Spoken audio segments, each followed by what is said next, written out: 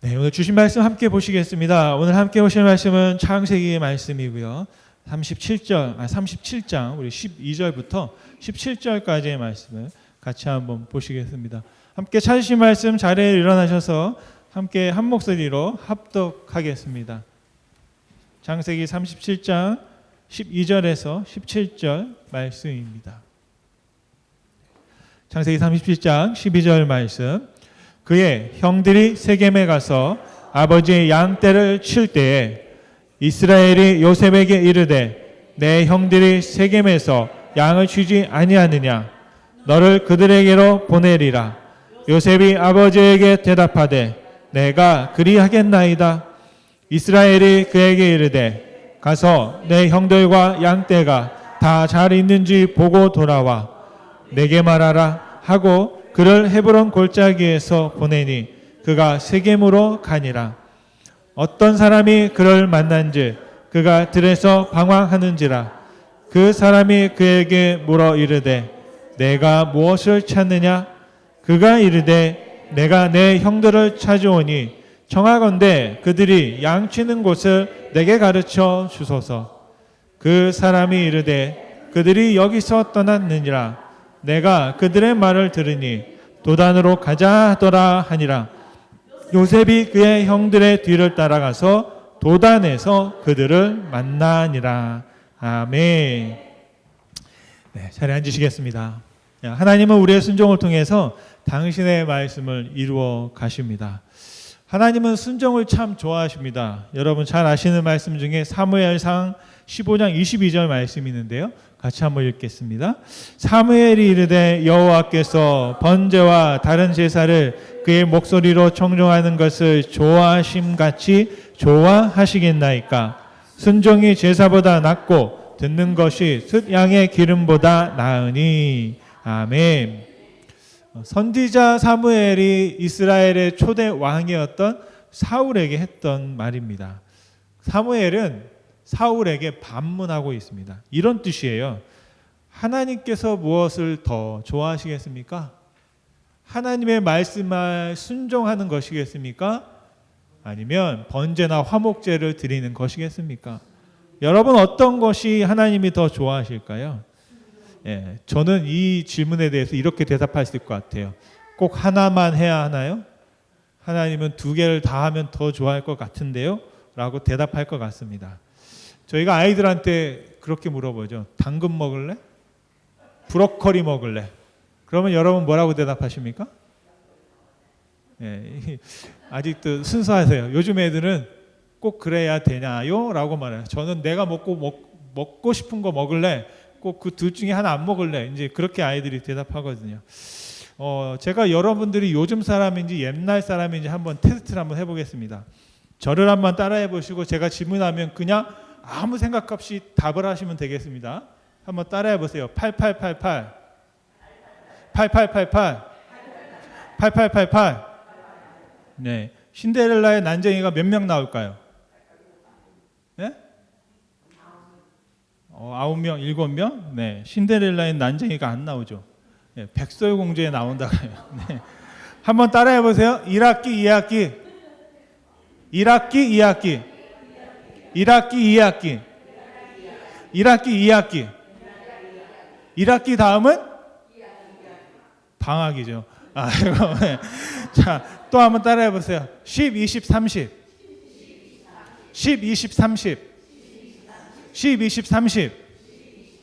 90 다음은? 90 다음은 91이죠. 자, 지금 도대체 하나도 못 맞아요. 마지막 하나 더 할게요. 막 달리기를 합니다. 앞에 2등이 있어요. 2등을 딱 제꼈어요. 그럼 내가 몇 등일까요? 2등. 2등을 제껴봐야 또 2등이죠. 1등은 저 앞에 달려가고 있어요. 아직도 이해를 못 하셨네. 여러분 이걸 제가 말한 대로 이렇게 반응하시는 분은 요즘 사람 같다라는 생각을 합니다. 이게 착각 퀴즈라는 건데요. 사람을 이렇게 속이려고 자꾸 다른 걸 생각하게 한 다음에 질문을 하는 거예요. 그런데 하나님의 말씀은 그렇게 착각을 유도하거나 우리를 현혹하지 않는다라는 사실을 여러분 잘 아실 겁니다. 그래서 오늘 말씀을 들을 때는 혹시라도 나를 속이는 거 아니야? 의심하지 마시고 아멘으로 함께 화답하셔도 좋겠습니다.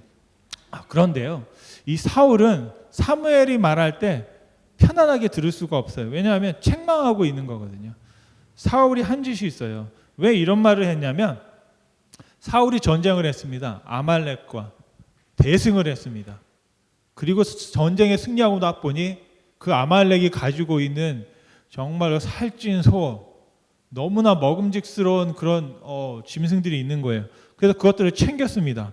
근데 이게 문제가 됐어요. 왜냐하면 전쟁을 하기 전에 사무엘이 그렇게 말했습니다. 여러분 한번 사무엘상 15장 2절 말씀인데요. 같이 한번 읽겠습니다. 지금 가서 아말렉을 쳐서 그들의 모든 소유를 남기지 말고 진멸하되 남녀와 소아와 젖먹는 아이와 우양과 낙타와 나귀를 죽이라 하셨나이다 하니. 그래서 가서 전쟁을 했습니다. 그런데 가서 보니까 너무 아까운 거예요. 이렇게 맛있어 보이는 프라임급의 송아지 이거를 죽이기가 너무 아까운 거죠. 그래서 어떻게 했냐면 끌고 온 거예요. 끌고 왔는데 보니까 사무엘이 그걸 알아버렸네요. 그래서 사무엘이 사울에게 이게 어떻게 될 일입니까? 라고 물었더니 사울이 이렇게 말한 거예요. 제가 한 게 아니에요. 백성들이 너무 좋아 보여서 그 다음에 뭐라고 하냐면 이걸로 뭘 하려고? 하나님께 제사를 드리면 좋겠다라고 해서 가져왔다는 겁니다. 이게 뭐냐면 변명이라는 거죠. 그랬더니 사무엘 선지자가 사울에게 뭐라고 얘기했냐면 순종이 제사보다 낫고 말씀을 따르는 것이 숫 양의 기름보다 낫습니다 라고 말했다라는 것입니다. 여러분, 저와 여러분이 하나님을 믿고 살아갈 때 우리에게 정말로 중요한 게 뭘까? 한번 여기서 질문해 볼 수 있으면 좋겠습니다. 내가 보기에는, 내 생각에는 너무 아까울 수도 있고요. 또 내가 가지고 있는 경험에 의하면 이렇게 할 수도 있겠다라는 생각을 할 수도 있겠습니다. 그런데 중요한 건 우리가 하나님을 믿을 때 우리의 모든 것들의 기준은 내가 아니라 하나님이 되어진다라는 것입니다. 죄가 뭐냐면요, 나쁜 짓 하는 게 죄가 아니고 하나님은 관역을 딱 저기에다 두고 저기에다가 화살을 쏘라고 했는데 우리가 저 관역을 벗어나서 다른 곳에다가 화살을 쏘는 것을 죄라고 한다라고 합니다. 여러분, 저와 여러분이 죄에 치우치지 않기 위해서는 무엇을 해야 되냐? 하나님의 말씀을 정말로 경험하고 그리고 그 말씀을 실천할 수 있는 굳건한 믿음이 우리 가운데 있어야 될 줄로 믿습니다.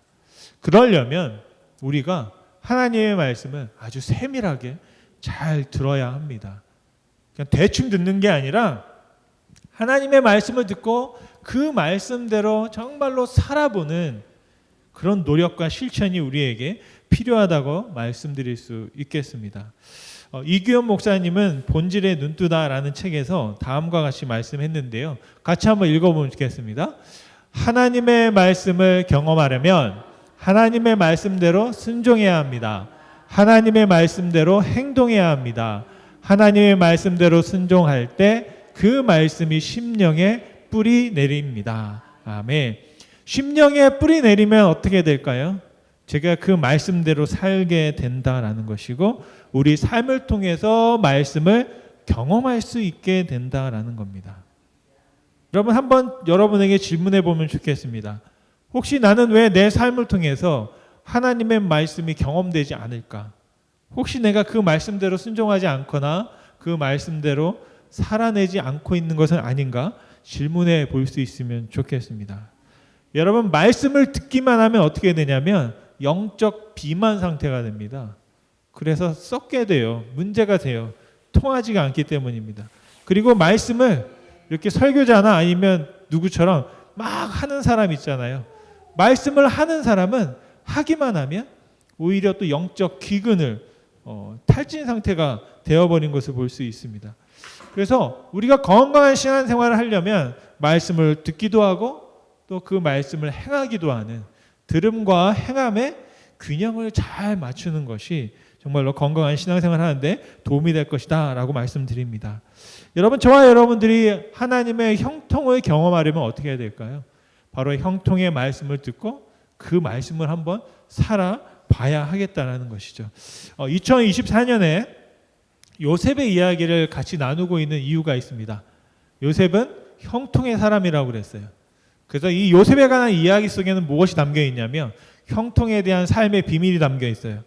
그리고 또 놀라운 사실은 요셉의 이야기에는 하나님의 말씀이 없습니다. 무슨 말이냐면 하나님께서 직접적으로 나타나셔서 계시하시는 말씀이 없어요. 그런데 요셉이 살았던 그 이야기 속에 하나님께서 어떤 말씀하고 계신지를 우리가 찾아볼 수 있겠습니다. 오늘은 형통의 원리라는 세 번째 시간으로 순종의 삶이라는 제목으로 말씀을 나누려고 합니다.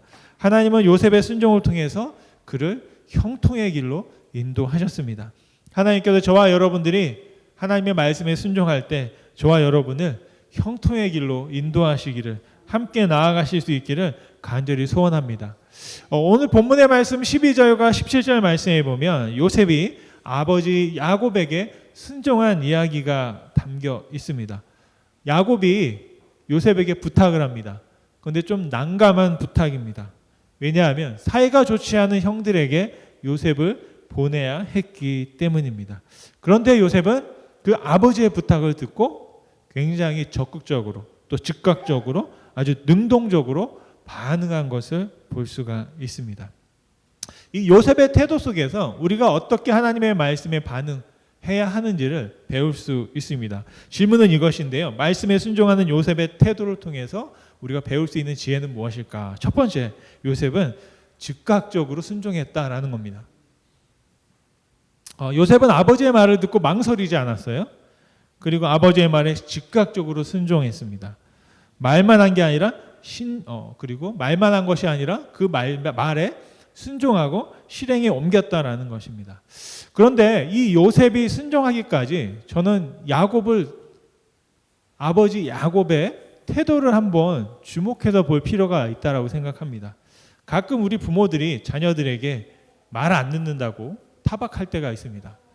저도 예전에 자라면서 저같이 착한 아들을 혼낼 일 없고 나 같은 아들만 있으면 좋겠다라는 생각을 하고 있는데, 그럼에도 불구하고 저는 부직갱이로 얻어맞으면서 자랐어요. 부직갱이가 뭔지 아세요? 이게 저희는 정말 어릴 때 불을 피웠거든요. 막 이렇게 막 가마솥에다가 막 나무 떼 가지고 솔방울 태워서 밥을 하고 그랬는데, 요게 아주 그냥 불에 달궈져 가지고 딱 손에 항상 저희 어머니 손에 이게 쥐어져 있으니까 저는 왜 맞는지도 모르는데 맞아요. 근데 대부분 보면 내가 잘못한 게 아니고 우리 아빠가 잘못한 것 같아요. 그런데 꼭 아빠는 눈에 없고 눈에 보이는 이 만만한 이제 저한테 자기 이제 신세와 한풀이를 막 하면서 저한테 이제 그랬던 그런 이제 마음들이 이제 납니다. 그래서 저라도 있었으니까 감사하다 이제 그렇게 생각을 하는데요. 뭐냐면 이 야곱은요 나이가 많잖아요. 근데 이제 17살밖에 되지 않은 아들에게 굉장히 이 야곱이 하는 말을 보면 정중한 태도로 요셉에게 말하고 있는 것을 볼 수 있습니다. 제가 그 장면을 보지는 못했지만 이 아버지 야곱이 하는 말을 잘 보면 거의 자기 아랫사람이 아니라 자기와 함께 동등한 위치에 있는 그런 사람에게 말하고 있는 것처럼 말씀하고 있는 것을 볼 수가 있습니다. 그래서 바로 그런 태도 때문에 요셉이 그 아버지의 말에 즉각적으로 순종한 것은 아닌가라는 생각을 하는데요. 야곱은 요셉에게 먼저 뭘 했냐면 자신이 가지고 있는 염려를 말한 거예요. 그냥 야 이렇게 해라고 말한 게 아니라 자기가 어떤 생각을 하고 있고 무엇을 염려하고 있는지를 이 17살밖에 되지 않은 그 아들에게 말하고 있다는 겁니다. 뭐냐면 그 형들이 양떼를 끌고 갔는데 소식이 없는 거예요. 어디서 무엇을 하는지 몰라요. 그냥 한없이 기다릴 수밖에 없는 그 상황이 답답하니까 야곱이 12절에 이렇게 말합니다. 이런 상황이었습니다. 무슨 상황이냐면 12절입니다. 같이 한번 읽어볼게요. 12절 말씀. 그의 형들이 세겜에 가서 아버지의 양떼를 칠 때라고 했습니다. 이때는 요셉이 17살이었고 형들과 같이 가서 양을 치는 일을 배울 수도 있었습니다. 그런데 야곱은 요셉을 보내지 않았어요. 야곱은 요셉을 그냥 데리고 있었습니다. 형들이 요셉을 시기하는 걸 알았기 때문이죠. 근데 여기 12절 말씀에 아주 중요한 말씀이 나옵니다. 뭐냐면 그 형들이 누구의 양을 쳤습니까? 아버지의 양떼를 쳤습니다. 그러니까 그 양떼는 누구의 양떼예요? 아버지 야곱의 양떼였어요. 형들이 치고 있는 양은 아버지의 것이었다라고 합니다. 그런데 그 양들의 안부가 궁금했던 이 야곱이 고민을 하는 겁니다. 요셉을 보내자니 형들이 안 좋아하고, 베냐민 막내를 보내자니 베냐민은 또 너무 어리고, 그러다 보니까 또 다른 종을 보내기도 믿을 수가 없겠고, 결국에는 야곱이 뭐라고 하냐면 요셉을 한번 믿어보기로 했다라고 말합니다. 그래서 야곱이 요셉에게 의견을 물어봅니다. 13절 말씀인데요. 같이 한번 읽어보겠습니다. 13절 말씀. 이스라엘이 요셉에게 이르되 내 형들이 세겜에서 양을 치지 아니하느냐? 너를 그들에게로 보내리라. 요셉이 아버지에게 대답하되 내가 그리하겠나이다. 아멘. 이 글에는, 문자에는 감정이 없죠. 그런데 야곱의 말하는 태도를 보면 굉장히 정중하게 말하고 있고, 자기 어린 아들에게 한다는 것보다는 자기가 정말 마음에 어떤 정말 망설임을 가지고 말하고 있는 걸 볼 수 있습니다. 세번역 성경에는 이렇게 번역을 했는데요. 내가 알고 있듯이, 다시 말하면 요셉, 네가 알고 있지 않니? 너의 형들이 세겜 근처에서 양을 치지 않느냐, 이렇게 말합니다.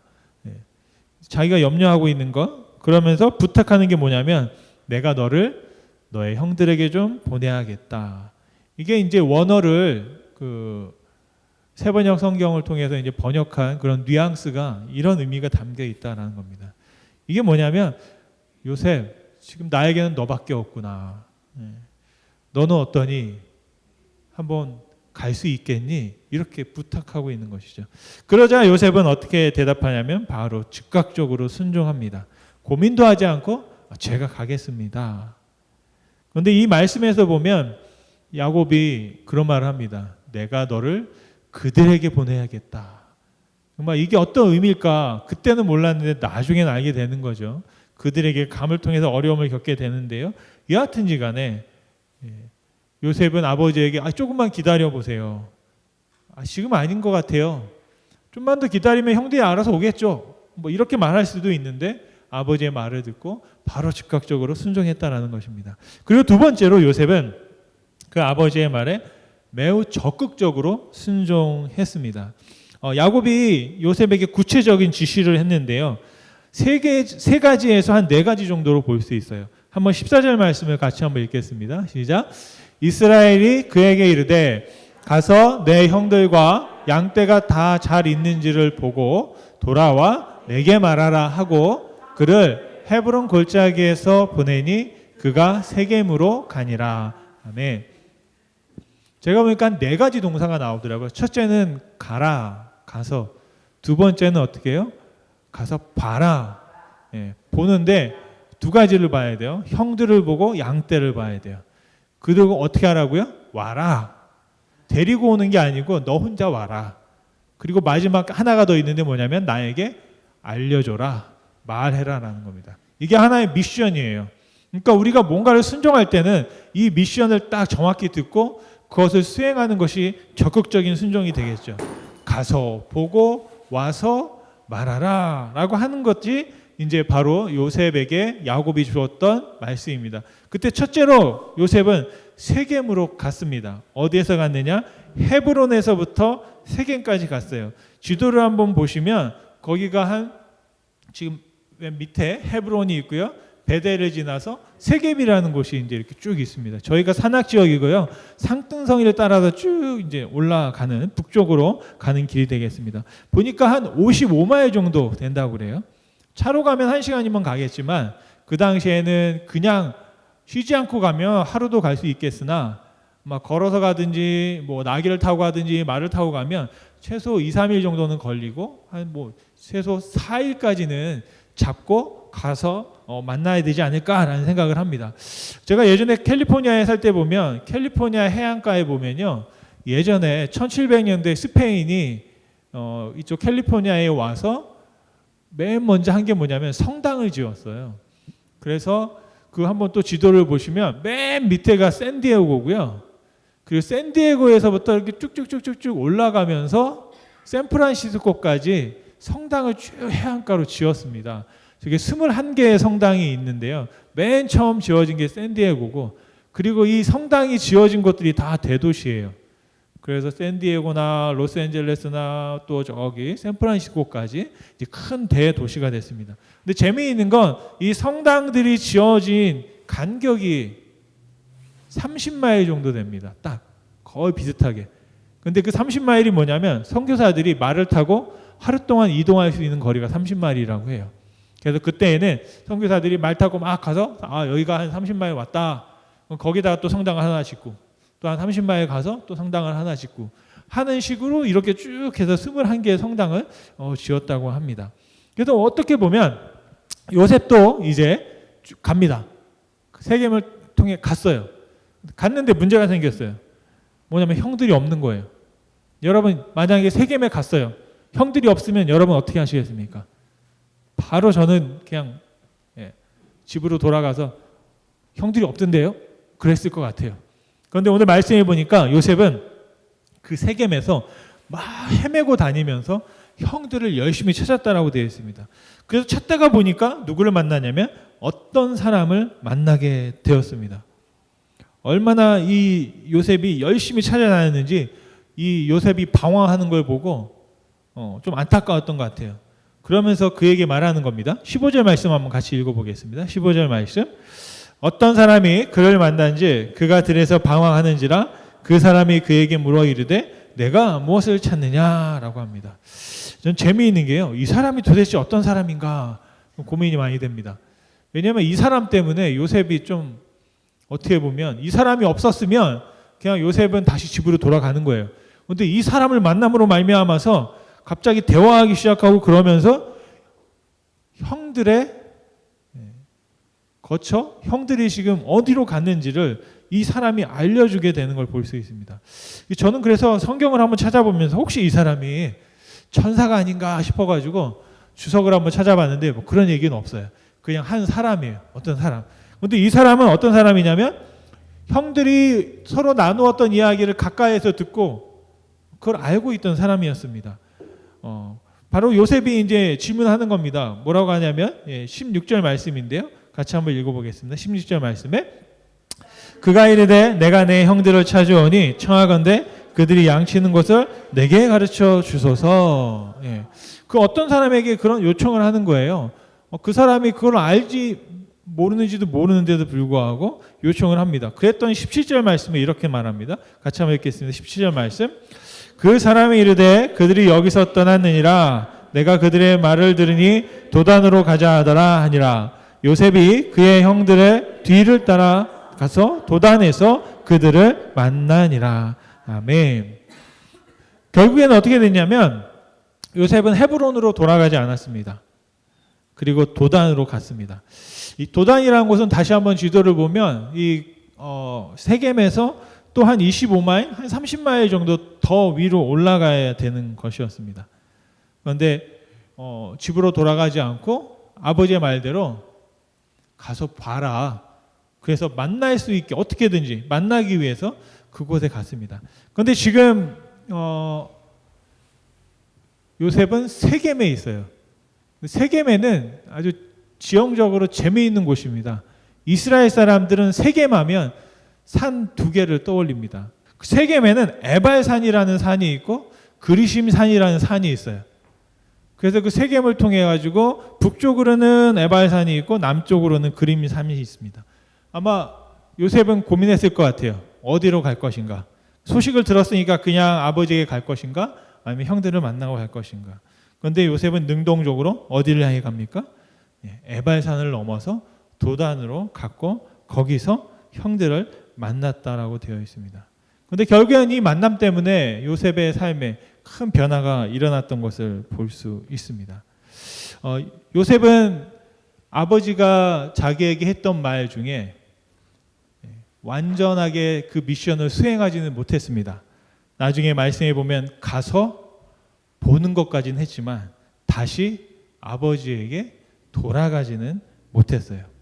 우리가 때로는 순종할 때 그 순종을 이루지 못할 상황이 있을 수도 있습니다. 하지만 나중에 시간이 지나서 20, 30년 후에는 결국엔 어떤 일이 벌어집니까? 오히려 아버지가 요셉에게 와서 만나고 소식을 나누게 되는 것을 볼 수 있습니다. 요셉은요, 훗날 110세에 죽었습니다. 그것도 애굽에서 죽었습니다. 원래는 헤브론으로 돌아오라는 아버지의 명령을 받았지만 그 명령을 이루지 못하고 죽었어요. 그런데 어떤 일이 벌어졌냐면 요셉이 죽을 때 유언을 했습니다. 내 유고를, 다시 말하면 내 미라를, 내 뼈를 그냥 가지고 있다가 너희들이 고향으로 가게 되면, 가나안에 가게 되면 거기서 나를 장사해라 했습니다. 그런데 실제적으로 나중에 이스라엘 후손들이요, 출애굽을 할 때 뭘 가지고 나왔냐면 이 요셉의 뼈를 가지고 나왔어요. 광야 생활을 할 때도 계속 들고 다녔고요. 결국에는 그 요셉의 후손들이 점령한 땅이 있는데 그 땅이 바로 세겜이 들어갑니다. 그래서 나중에 이 요셉의 후손이 이 요셉을 저 세겜 땅에 묻고 장사 지내게 됩니다. 여호수아서 24장 32절 말씀인데요. 같이 한번 읽어보겠습니다. 여호수아서 24장 32절 말씀. 또 이스라엘 자손이 애굽에서 가져온 요셉의 뼈를 세겜이 장사하였으니 이곳은 야곱이 크시타를 주고 세겜의 아버지 하몰의 자손들에게서 산 밭이더라. 그것이 요셉 자손의 기업이 되었더라. 아멘. 여러분, 말씀을 마치면요, 예수님께서는 하나님의 말씀에 순종함으로 그 말씀을 이루셨습니다. 저는 요셉을 볼 때마다 예수님이 보였습니다. 하나님은 예수님을 보내셨어요. 그리고 그 보내신 이유를 다음과 같이 예수님께서 말씀하셨습니다. 누가복음 4장 18절과 19절 말씀입니다. 같이 한번 읽겠습니다. 주의 성령이 내게 임하셨으니 이는 가난한 자에게 복음을 전하게 하시려고 내게 기름을 부으시고 나를 보내사 포로된 자에게 자유를, 눈먼 자에게 다시 보게 함을 전파하며 눌린 자를 자유롭게 하고, 19절입니다. 주의 은혜의 해를 전파하게 하려 하심이라 하였더라. 아멘. 이 말씀은 이사야서 61장 1절과 2절의 말씀을 인용한 것입니다. 그러니까 다시 말하면 예수님은 자기의 뜻을 이룬 것이 아니고요, 예수님, 하나님께서 선지자에게 말씀하셨던 그 이유를 아셨고 그 말씀을 이루기 위해서 이 땅에서 사셨다라는 겁니다. 은혜의 해는 뭐냐면 희년을 말하는 거고요. 그때에는 모든 종들이 풀려나고 모든 빚이 탕감받고 다시 자유인이 되는 그런 말을 말씀합니다. 그리고 예수님께서 인용하실 때 이사야서 61장 1절과 2절을 인용했지만 3절을 인용 안 하셨거든요. 그런데 보면 이 3절에 엄청난 하나님께서 우리 가운데 주시는 축복의 말씀이 담겨 있습니다. 같이 한번 읽어봅니다. 이사야서 61장 3절 말씀입니다. 무릇 시온에서 슬퍼하는 자에게 화관을 주어 그 죄를 대신하며 기쁨의 기름으로 그 슬픔을 대신하며 찬송의 옷으로 그 근심을 대신하시고 그들이 의의 나무 곧 여호와께서 심으신 그 영광을 나타낼 자라 일컬음을 받게 하려 하심이라. 아멘. 시온에서 슬퍼하는 자들에게 화관을 씌워주시고 슬픔 대신에 기쁨의 기름을 발라주시고, 우리가 부르는 찬양의 가사를 여러분 아실 텐데요, 괴로운 마음 대신에 찬송을 가득하게 하셨고, 또 그리하여 사람들이 그들을 가리켜 의의 나무다, 주님께서 나의 영광에 나타내시려고 손수 심으신 나무다라고 부른다고 말씀하고 있습니다. 예수님께서는 심겨지셨죠. 나무에 심겨지셨습니다. 십자가에 달려 죽으셨습니다. 그런데 그 죽으심을 통해서 우리들은 화관과 또 우리의 기쁨과 또 우리의 찬송을 회복시켜 주신 줄로 믿습니다. 여러분, 우리는 제자들의 제자가 되었습니다. 예수님께서 말씀하시기를 15장 요한복음 15장 5절 말씀인데요. 같이 한번 읽어보면 좋겠습니다. 요한복음 15장 5절 말씀. 나는 포도나무요 너희는 가지라. 그가 내 안에 내가 그 안에 거하면 사람이 열매를 많이 맺나니 나를 떠나서는 너희가 아무것도 할 수 없음이라. 아멘. 예수님께서 우리에게 오셨던 이유는 뭐냐면 우리가 예수님이 없으면 아무것도 할 수 없기 때문이다라는 것입니다.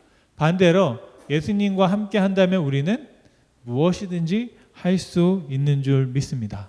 형통이라는 것은 바로 하나님과 함께 하는 것이고 예수님과 함께 하는 것입니다. 저와 여러분들이 예수님을 믿을 때 우리는 구원을 받습니다. 이 땅에 있는 그 어떤 누구도 홀로 스스로를 구원하거나 자기 자신을 하나님의 나라로 인도할 사람은 없습니다. 오직 예수님만 우리를 하나님께로 인도하는 줄로 믿습니다. 여러분, 이 땅에 살아가는 모든 우리들이 경험하는 것들이 있습니다. 다 성공하기 원하고 잘 되기를 바랍니다. 그리고 성공한 사람들의 이야기를 듣습니다. 제가 깨닫는 것은 그 성공한 사람들이 우리에게 가르쳐주지 않는 게 하나가 있어요. 뭐냐면 자기가 혼자서 성공하지 않았다라는 거예요. 대부분의 사람들은 도움을 받았습니다. 성공할 수 있는 또 다른 성공한 사람들의 도움을 받았다라는 것입니다. 이원이 만사형통이라는 책에서 다음과 같이 말합니다.